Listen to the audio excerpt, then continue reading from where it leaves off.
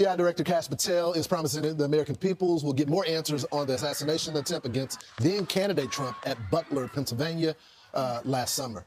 Gosh, takes you back, right? It Alex does. Hoff is live at the White House with more on Kash Patel's push for transparency. Hey, Alex.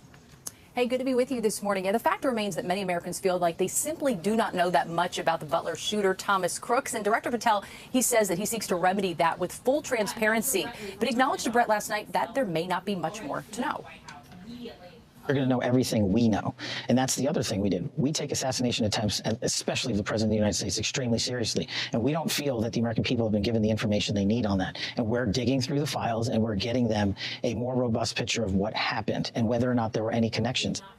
Now, Director Patel dismissed theories that have circulated online like campaign sabotage or foreign interference, saying in those realms people are looking for things where they don't exist. Now, a serious concern is the impression that former FBI Director James Comey's notorious 8647 post has left. Director Patel is furious about that. Comey said he didn't know it could be seen as a threat to the president, but now the department has to make sure that imitation posts are not.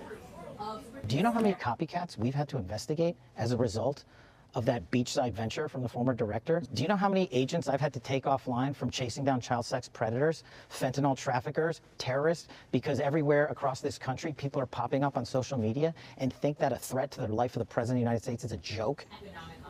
Potential legal action against Comey is still uncertain. I'll send it back to you. Wow. That's incredible news. Thank you so much. So he's pulling people that are tracking down terrorists and drug traffickers and child sex predators, taking them off those cases so they can go investigate shells on the beach, because they're these copycats after James Comey, who was fired by President Trump in May of 2017. He sees those shells. He posts that on social media, thinks it's funny, thinks it's innocent, he said.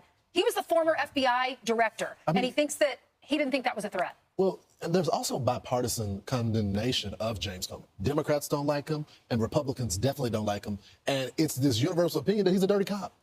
And he does things that are politically motivated. And the explanation that he gave about the shells just don't pass the smell test. And he was talking to his wife and they were on the stroll. And it's like, oh, we'll just take a picture of this.